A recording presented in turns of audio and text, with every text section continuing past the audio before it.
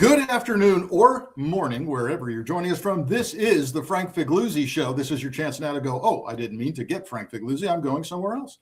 But we hope you stay because, as is often the case, we've got the right guest for the right moment. And I wish I could tell you that I saw the news this morning and said, oh, we need Juliette Kayyem. But no, I already had scheduled Juliette Kayyem. And now the news is broken. We'll get into that. And it makes Juliette's background really well suited for today. I could spend probably half an hour going over Juliette Kayyem's bio. You know her from, I'm not going to do that. I'll spare you. But you know her most likely from her appearances on CNN as an on-air contributor. Look, her background is securing the nation. She, just real quickly, she was appointed Massachusetts' first Undersecretary for Homeland Security by Governor Devil Patrick. Let's see, on March 5th, 2009, U.S. Department of Homeland Security Secretary Janet Napolitano appointed Juliette Assistant Secretary for Intergovernmental Affairs. And then in 2015, Homeland Security Secretary Jay Johnson appointed Juliette to the Homeland Security Advisory Committee. I could go on and on. She is now at Harvard University. Did I say nursery? Harvard University. We'll ask Juliette if she sometimes feels that way. And she's just one of the brightest. I've appeared with her in person at like the Texas Tribune Festival. She's one of the brightest all-around experts on the general topic of threat and risk. And we're going to talk to her today. Let's bring Juliette on. And you're going to wonder, why am I looking at a very lovely photo of Juliette? It is lovely. But not Juliette in person.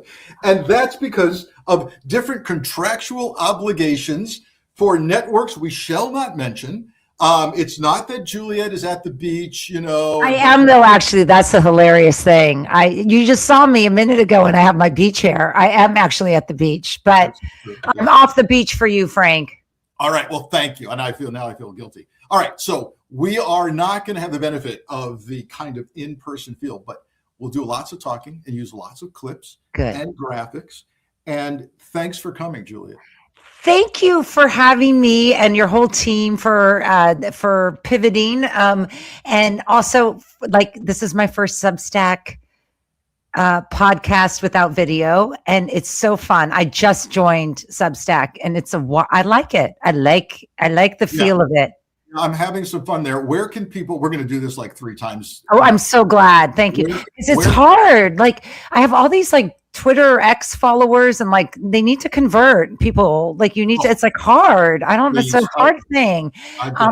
It's called Early Morning with Juliette Kayyem, and it's weekly now, although I'm having so much fun after just 1 week, which I think we're going to talk a little bit about that topic, that maybe I'll do it more, but it's an opportunity to, well, let me go back. This is going to be a humble brag. I think if I'm good at anything, it is like listening to the noise and then trying to figure out, sometimes I'm right, sometimes I'm wrong, sort of where it's heading.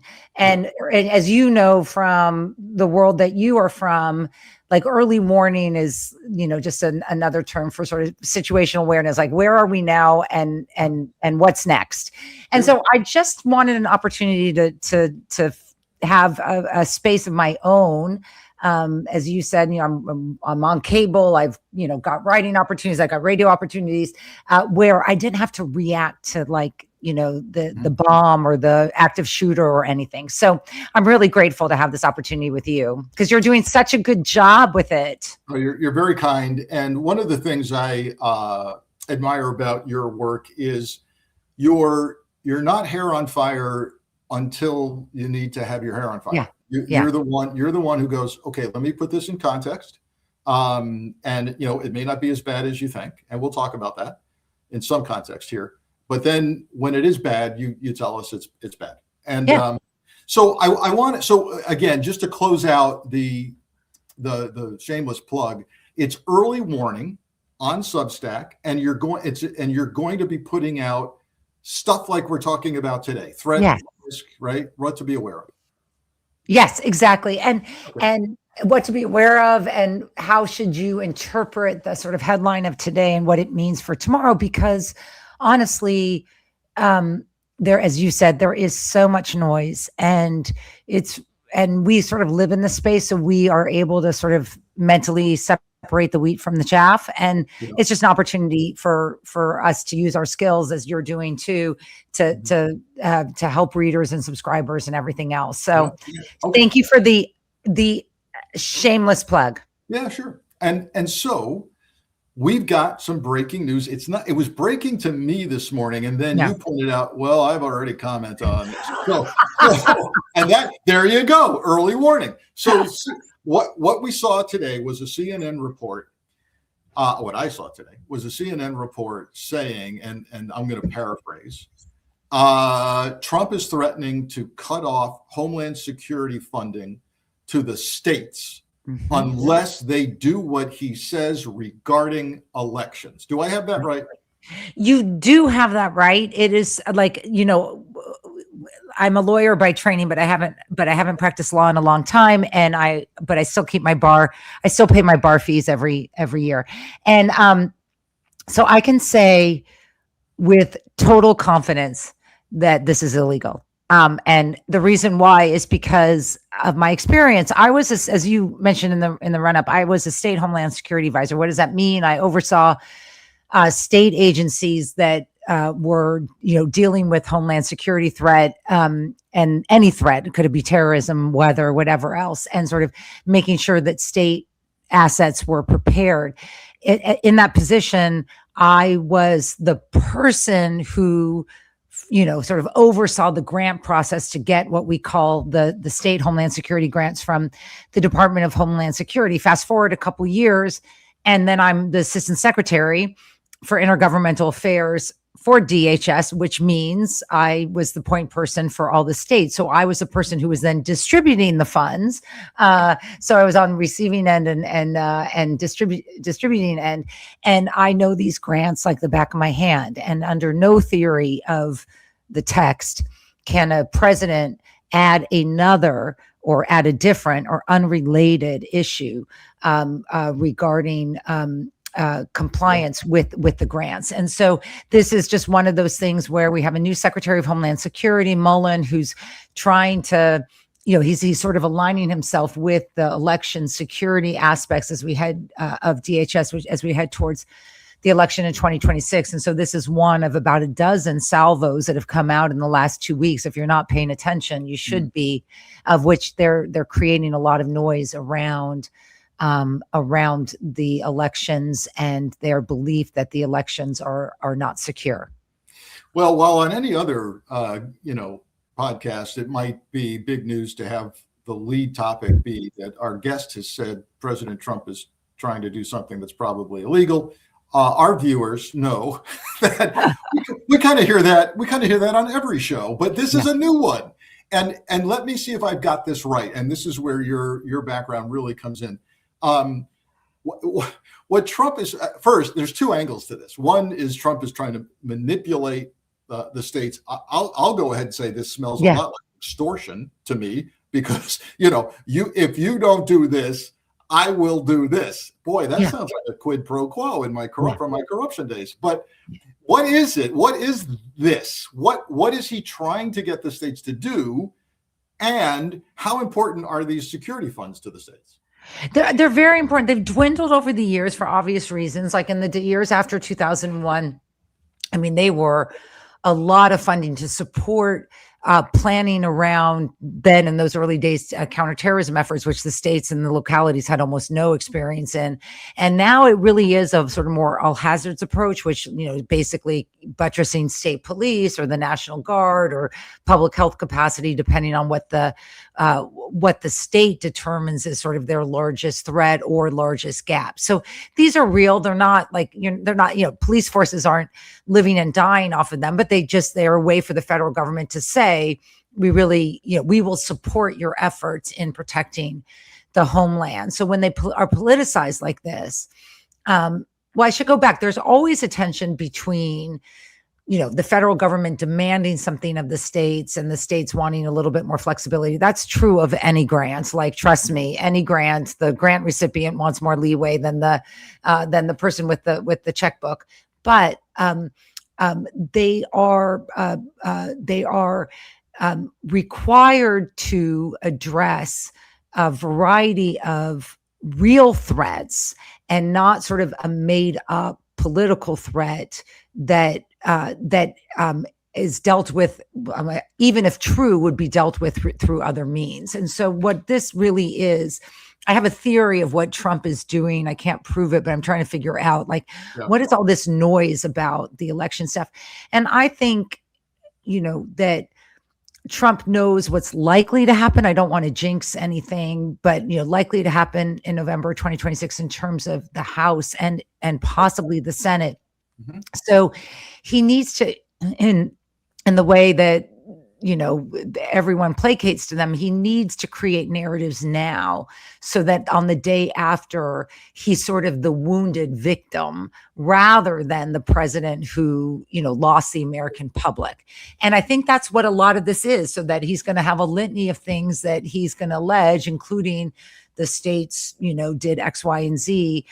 Or didn't do X, Y, and Z. And that's what this is a part of. It's very dangerous because even if it's unsuccessful, we're a big country. We've got a lot of, we've got what's going to save us is the distributed nature of our federalism and the fact that, you really can't have single points of failure when it comes to voting. Yeah. But what this does is it radicalizes people, both against democracy, but also, of course, towards violence. And so in some ways, this is just giving me a little bit of flashbacks to January 6th. For sure. And if we want to go down the rabbit hole of theories here, one might say that this idea of depriving states of security funding actually becomes a self-fulfilling prophecy. If Trump were to come out and say, I don't think the states are capable of dealing with the threat and risk around the midterm elections. Well, you just took Homeland Security money from them. That's exactly right. No, that's part of the narrative. I mean, look, we don't know what is going to come out of this reporting. There'll be no question that the state AGs will push back on it. But the weird thing about it, just from a political perspective, is, Donald Trump needs to. He needs voting to be suppressed in cities and voting to be amplified in most states. Every state has a major urban city that sometimes offsets. I mean, that's why we have purple states, as the cities are offsetting or the more conservative areas of that state. And so to go after states is really interesting. And just to remind people, it won't make a lot of Republican governors happy, this sort of attack, because you've got the state Homeland Security funding comes through the states. It does not go directly to cities. And so this is reminding me of what happened at the very beginning of the second Trump administration when he was going after FEMA and he said he was going to get rid of FEMA. People forget this story. People like me don't forget this story. What saved FEMA? FEMA still stands. It's actually rehiring now. It has actually really good leadership. These are things that one is not allowed to discuss, but like it's ready for whatever's going to come, or ready enough for whatever's going to come. The people that saved FEMA were Republican governors who did not like the idea that you're going to go after a state capacity. They need FEMA because they're governors. Like they need to. They don't care no one knows where the hurricane's going to land. And so I think you're going to see some pushback now from Republican governors in purple states, but even in red states, who are like, we can't do this. This is not. I need to support my National Guard. The fact that you don't like urban voters is right. Of no import. So your comment that you, based on your background, you think this is illegal. Is that meaning Trump playing hide and seek with funds?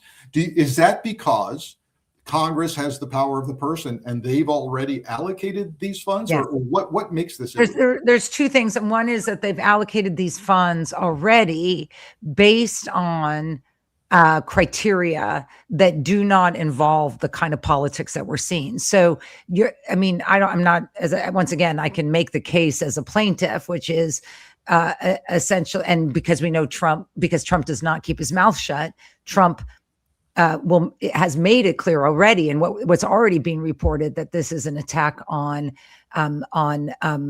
essentially non-Trump voters.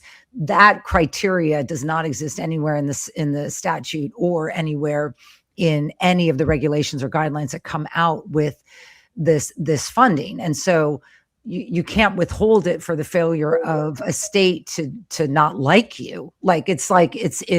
And that's essentially what the argument is.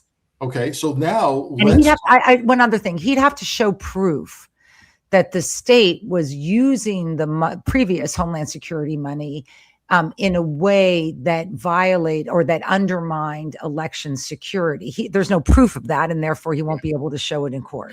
Yeah.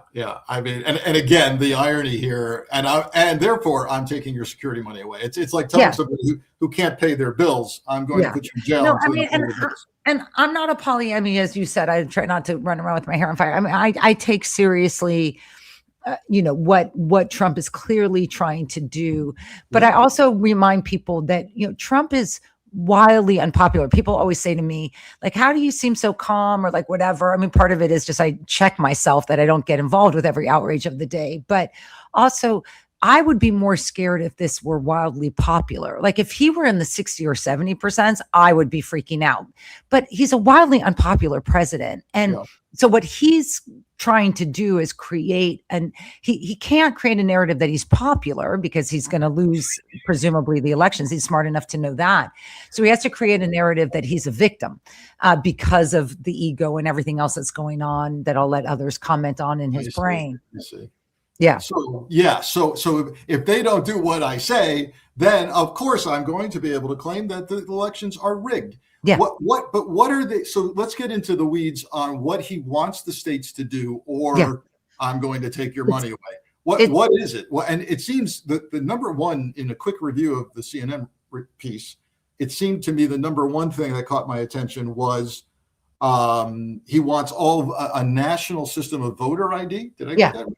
Yeah, which is unconstitutional. So in other words, there's no the states, right? Other than that, Mrs. I know.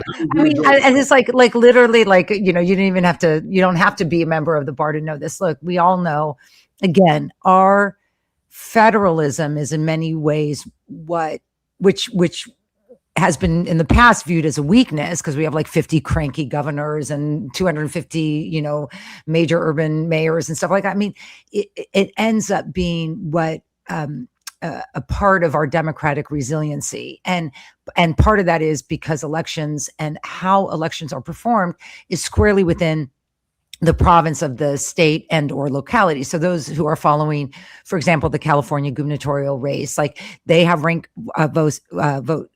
choice voting. So that's a decision by the state to administer how it wants to administer its elections. You can love it, you can hate it, but you can't, in the absence of a statute that would be viewed as constitutional, which I don't think it would. The fact that there's no statute now, and he's saying, I want to tinker with, I want to have a uniform voting, is absurd. And I want to say something that's just but the data is beginning to be very clear, because I know people are very anxious about this. The focus on identification for voting is now, the data that we've seen, and this has been true also of the rejiggering of the congressional seats, is either a wash or more likely to hurt Republican voters. In particular, more conservative women tend to change their last names.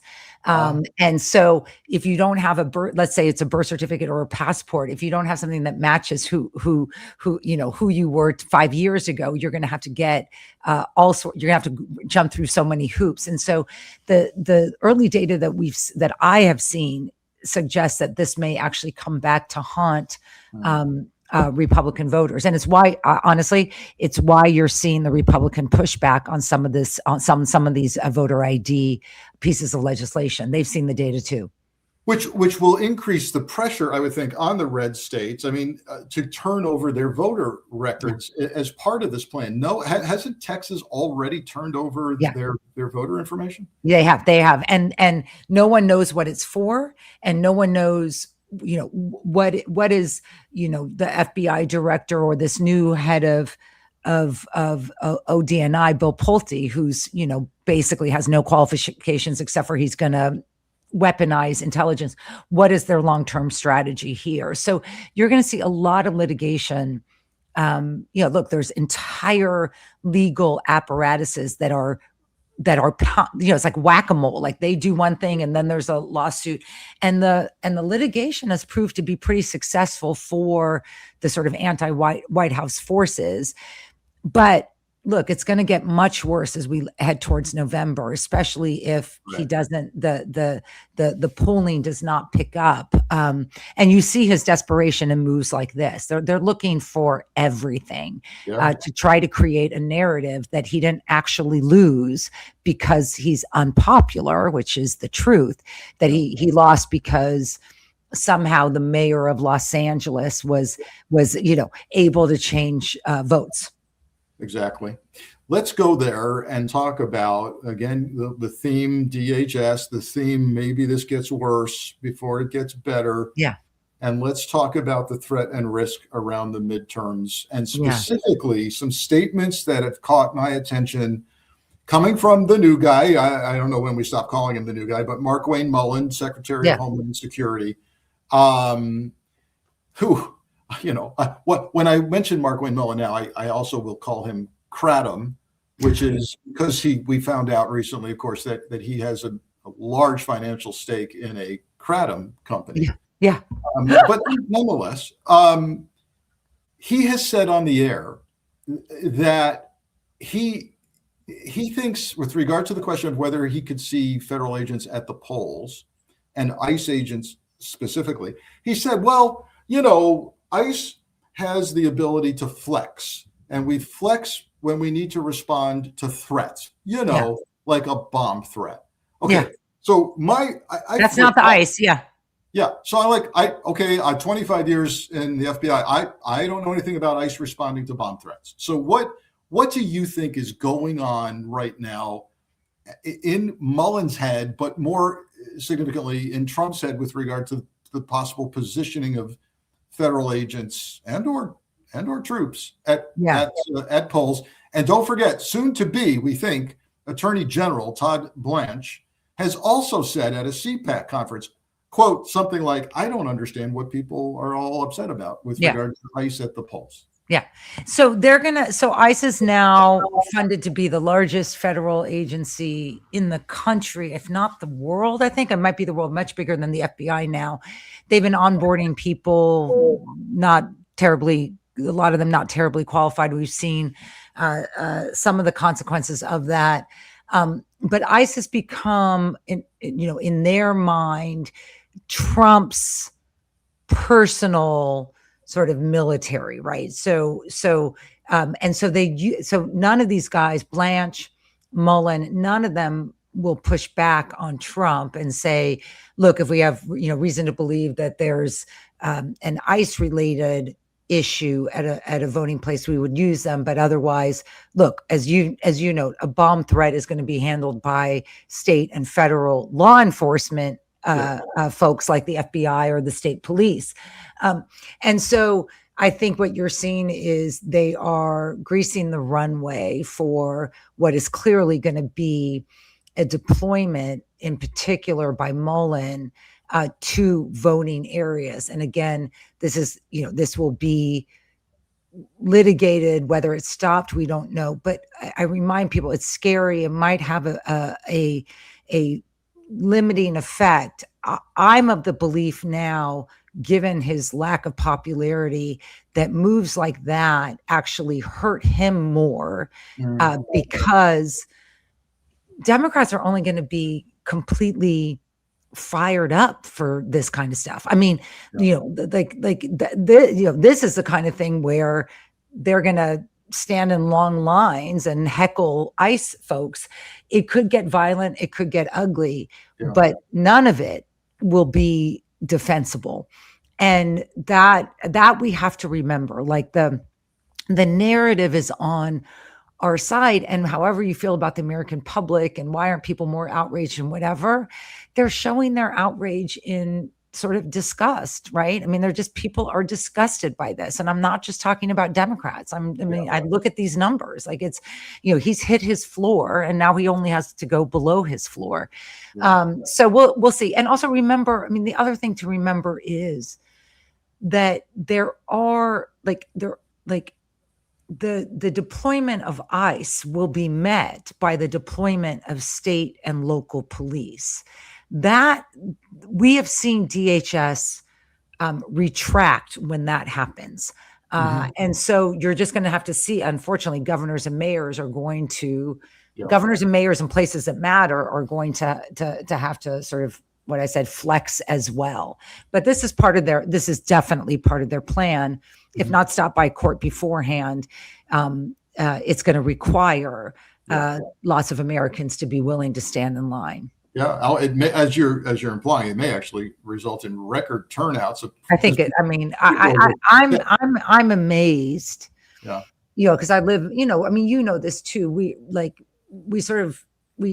since Trump, there's a persona about people like us, like we're like big radicals or, whatever. It's like, this is like furthest from like any plan any of us had for our lives. We were pro-government, pro-law enforcement, or we are pro-government, pro-law enforcement, pro-institutions. But there are forces now in leadership that are against that, and that's right. We're a microcosm of the anger and angst that exists out there. It's just a matter of at least in 2026, which I think. I mean, I never predict anything anymore, but at least the metrics suggest Trump knows what's coming. Yeah, I mean, I do see a potential scorched earth strategy coming, and in some places that could get ugly. Even in a red state like Texas, you could see the governor. It's a mess, right? Millions of Latino voters. So you've got you could have television screens showing brown people being stopped in parking lots of polling places, and they demand citizenship, and the governor going, "Oh my God, I these are my constituents. I don't, it's a mess." Yeah, it's a mess, and that's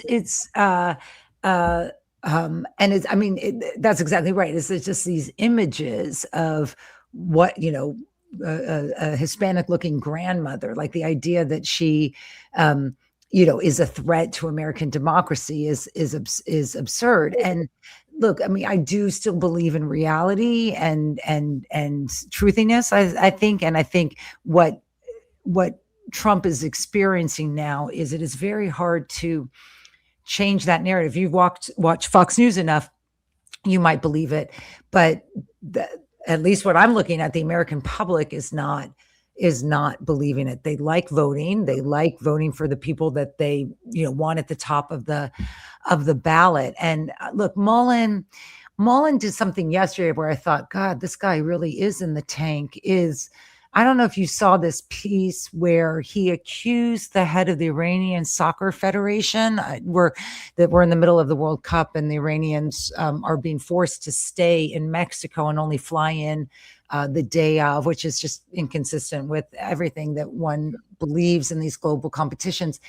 And he made an allegation out of nowhere that the Iranian head of soccer tried to sneak into the nation. And you're like, okay, that one is like absurd. And second, like proof, like show us proof, but they don't have it.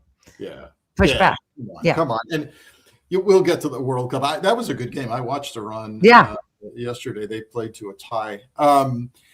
Let's move from federal agents and the polls and talk about National Guard or even active duty troops and some warning signs and indicators there. What are you seeing? What are you hearing? So Hexeth, I was talking to a friend of mine who works for a conservative news outlet, and I was like, the Hexeth I'm not getting. Like, I mean, he's going after women, he's going after blacks, but it's like he's just really bad at his job. Like he's just clearly, look, we lost the war in Iran. One would generally think that the head of the Pentagon would suffer for this. And they said that Hegseth has been very good at cultivating the White House and to protect himself. And one way he's been very good about that is sort of the suggestion of the deployment of troops and National Guard members during the election. Again, these will be swift, I still believe it, swift pushbacks on that authority coming from courts. Hegseth will then have to decide that if Trump loses, he will be a private citizen subject to all of the legal vulnerabilities that a private citizen is subject to for any action that he does in office right now. And I mean, there's no question in my mind when he's no longer Secretary of Defense, a number of countries will put, some sort of prohibition on him visiting just for the attacks on boats in the Caribbean. I mean, those are just clearly war crimes. I was like, I mean, I don't even have to think about those. So I don't know if he blinks or not, but again, while he can't lawfully deploy active troops in the absence of an insurrection, so the president might be able to call it. But remember, the Constitution is not an on-off switch. Like just because, like, it's not like there's a Constitution when everything's great and then we can turn it off when it's not. It's a Constitution that lives and breathes both good and bad times. So there are standards for what would constitute an insurrection. So even if he invokes the Insurrection Act, he's going to have to prove it, and he will swiftly have to prove it in a court of law. The reason why it's important that the polling remains bad isn't because I don't like Trump, but because the gap between what he would be able to do and what he won't do is going to be, he's not an idiot, is going to be judged by whether he can get support behind it. And if he doesn't have the House, let's say in 2 years, if he doesn't have the House, if he doesn't have the Senate, that's going to be harder to do. This is where this plays into my theories on, and it's nothing earth-shattering, but it's obvious. But the DOJ's reluctance to, even under a federal court judge's instructions, to say, "Don't worry, the slush fund for felons is not moving forward." Right? Yeah. Now, if you tie that into the potential of essentially paying off, having a paid militia at your disposal to create the kind of civil unrest at and around the midterms that would justify perhaps activating National Guard, that seems designed just for that. Yeah. It is. I mean, but that's where, no, I think that's right. But that's where, like, the sort of narrative of what's going on in the country gives me more hope today than it did 14 months ago. I mean, part of it is what happened in Milwaukee and the sort of civilian pushback against an armed invading force, right? I mean, at some stage, the people just outnumber this, right? So and then coupled with Trump's polling, which if you actually look at, it's very interesting as the sort of student of disasters, sort of looking at presidential polling, people, George Bush left his second term wildly unpopular. People forget it now because, in comparison, people love George Bush the second. But he was in the 30% as well. People sometimes think that had to do with Iraq or Afghanistan. Actually, if you go back, the polling for Bush plummeted, not because of Iraq, not because of Afghanistan, but it was Hurricane Katrina in 2005, and his inability to sort of be a responsible warden of the homeland, right? And so, Right. and he never recovers after that. Never. He Right. never recovers. And because the American public has a sense that if a president is going to do anything right, it's going to be sort of being a responsible steward of our safety and security. Trump's polling hit the floor, not because of it's going lower now because of Iran, but not because of Venezuela, not because of the tariffs, but because of ICE and Milwaukee. And so these are, this is something that the American public, left, right, and center, really does not like, right? It does not like a president who does not take his role seriously in that regard. Yeah, I think, and the more he starts, he gold plates horse statues, yeah, and I think the more people realize that this is a joke. And so let's go there and talk about disasters. Let's talk about the reflecting pool, algae. Oh my God! And why it's more important than just green water. Yeah, this story, because you think like. This is a story, again, this is a story where you're like, I need to tune out of this because it's not a big deal. And then you realize like, this is a big deal because thematically, it hits on so many things that are dangerous about this administration. The first, let's not forget about it, is that the president views DC and the monuments of America as his own. I mean, whether it's look what he did to the White House, look what he did to the Kennedy Center, look what he did to the mall and DC generally, and now look what he's doing to the reflecting pool. Second, it shows that when even he sets his mind to something, he's really bad at it. Some of that's corruption. It appears that the people that he hired are friends of the White House. The head of it is whose picture, I don't know if you guys can get that out, but it's like literally a caricature. The head of it has already pleaded, I think has already served for corruption. He has a company, hilariously enough, called Greenwater, and he gets hired in a no bid contract at a rate that's like 2x of what most pool people do. The fix of cleaning the reflecting pool doesn't work. They then toss hydrogen peroxide, which is going to ruin any place that was not any water area that's not built for it. And now Trump is blaming vandals. Yeah. And the scary part is that somehow he's convinced the National Parks Police to at least arrest one person, I think it is so far, or go after one person who's alleged to have created this subterfuge. They want us to believe that the densest, most visible national historic site in the entire country was vandalized. There he is. Oh my God. It is it's like literally a caricature. They want us to believe that this site, right? That one guy on a bike, he's a former Olympian, one guy on a bike was able to in his 60s is able to destroy this entire thing, and no one sees a thing, right?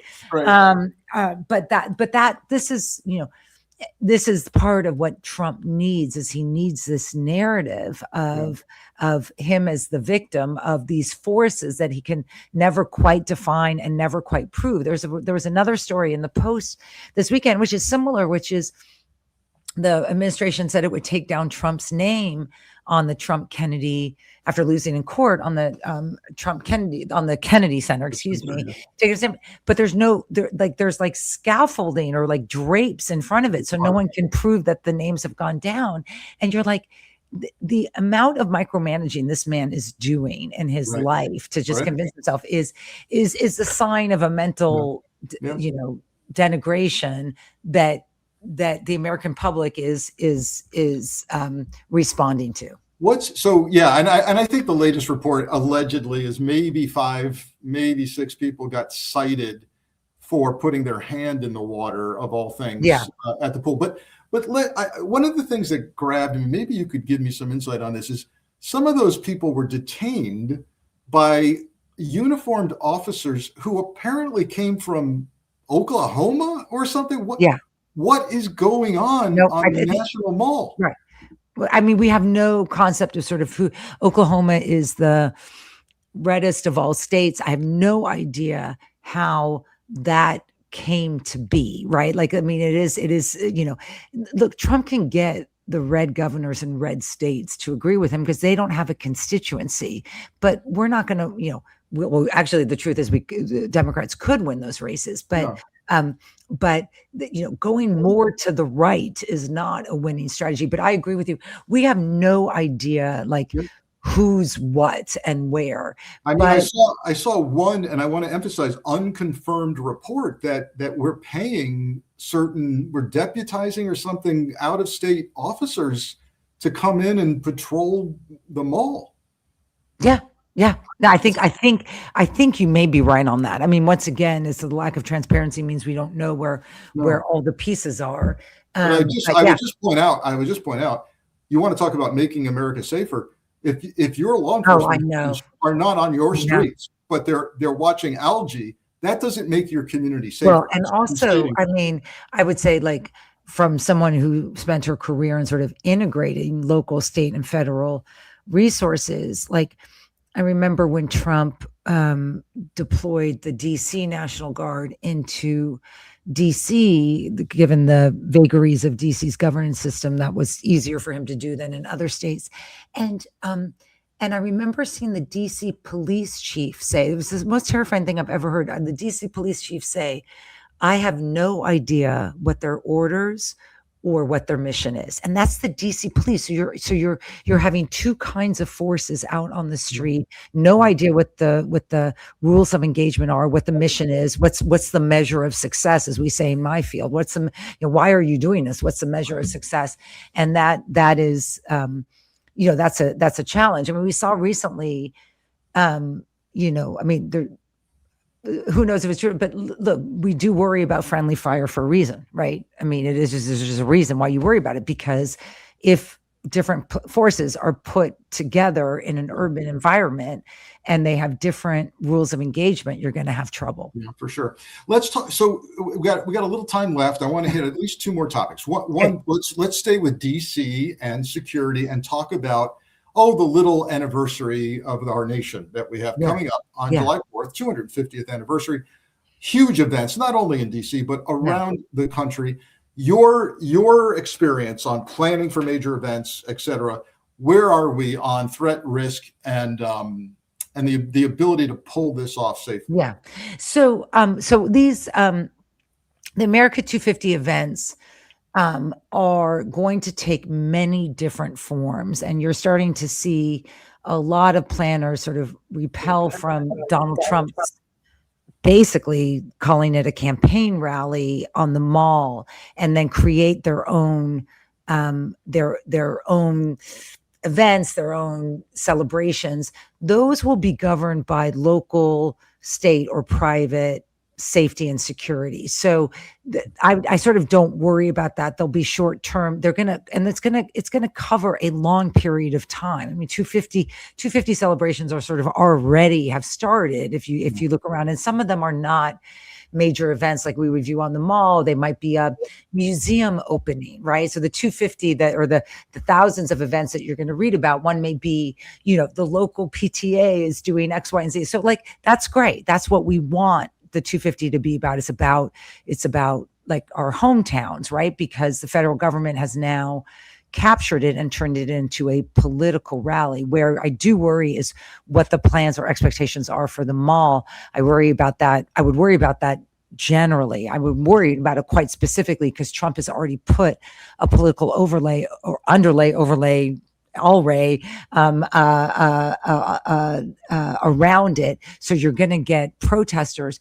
But my personal advice and hope would be the thing that he can't stand, and you saw this with the UFC fight, which didn't get very good ratings, is he can't stand being ignored. And so he's like sort of in an outrage about that, right? Like that they promised Super Bowl type numbers and they got like 7 million, which is fewer than people are watching a rerun of NCIS, right? Like, and so which I do like, so I didn't mean to go after it, but so I think the public's reaction should be, okay, that piece is his, that will have a very strong security overlay. But because each of these is so different, and because most of them will be some variation of things that already has happened, like most cities know how to do a parade, most cities know how to do fireworks, like I'm feeling confident in all places but DC. Yeah, interesting. There's always the as they say, the lone actor, the one-off. Yes, you're never, and look. I mean, I live in the space of mega event planning. Like we don't talk. I say this all the time. We don't talk about safe. We talk about safer, right? You're just trying to make things safer.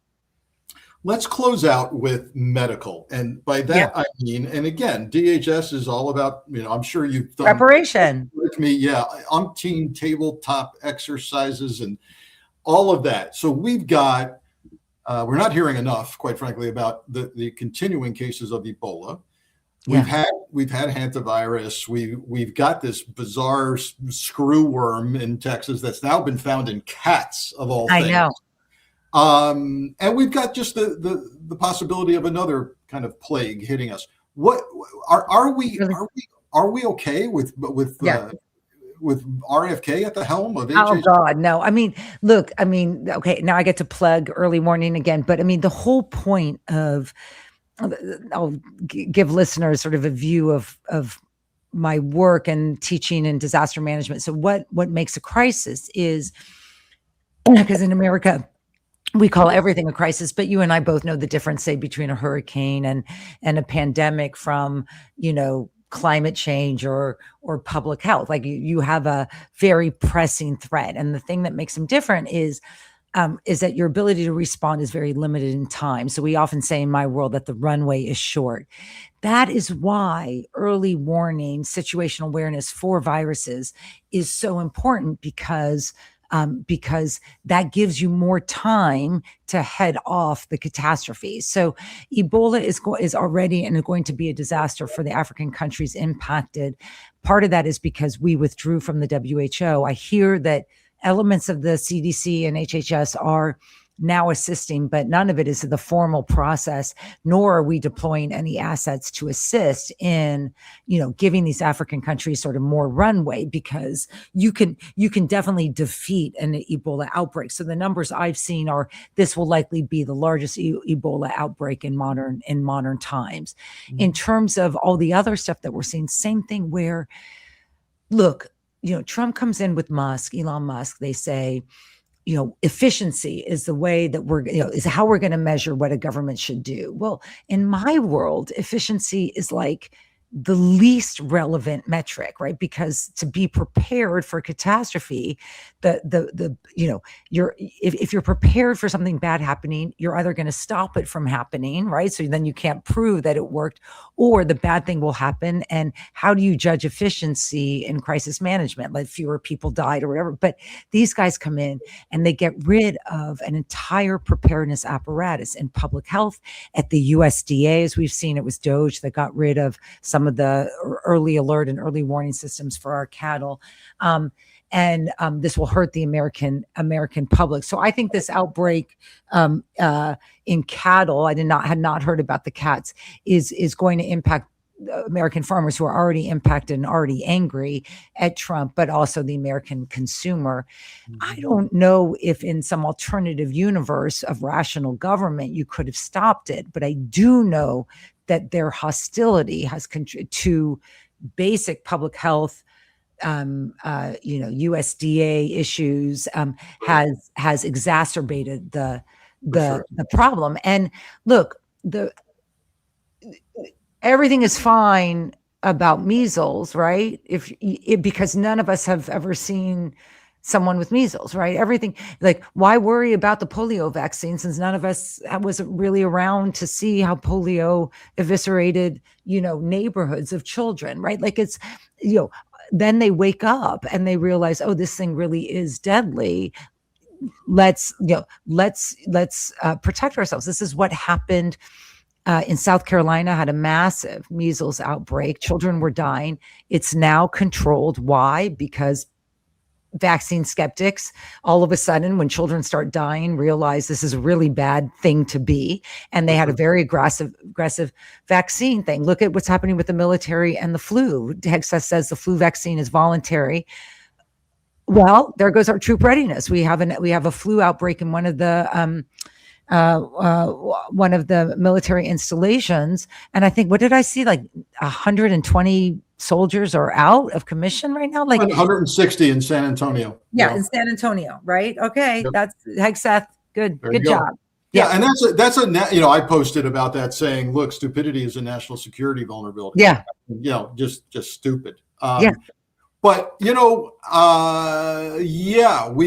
the American people, the takeaway from this conversation, I think, is that American people are increasingly fed up, and from all stripes. And it's I see more bright things happening. Even recent report back on your neck of the woods, DHS, that apparently DHS is now trying to get rid of many of the warehouses that they purchased.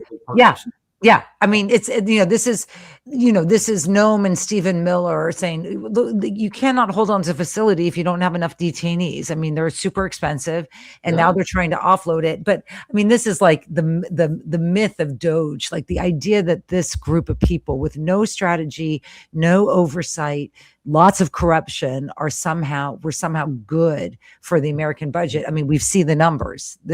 It's outrageous. Look, anytime we can end a conversation about threat and risk on an up note, I'll do it. And I want people to welcome Juliette Kayyem to Substack by following her and getting her newsletter, Early Warning. And let's support Juliette. We'll have her back as threat and risk comes up. Thank you. Yeah. Well, no, it's so great. And thank you for welcoming me to the Substack, my first Substack podcast. Of course. Yeah. Glad we could do it. Enjoy the rest of your time at the beach. Thank you. Thank you for not having me have to do my hair. That's like the one benefit. We'll see you next time. Thanks, Juliette. I'll see you next time. Bye. See you later. All right, that was Juliette Kayyem. You know her likely from CNN appearances. She teaches at Harvard. She's got a vast DHS and preparedness and threat and risk experience, and we'll rely on her coming forward. Hey, I want to tease a very different show, the Wednesday show for Lincoln Square, almost always at 2 p.m. Eastern. We're going to explore satire and comedy and authoritarianism. And I think you're going to love the guest. It's Maz Jobrani, comedian. If you have no exposure to Maz Jobrani, you're going to get it on Wednesday, and we're going to explore comedy in the world of Trump. I'll see you then. Thanks, everybody.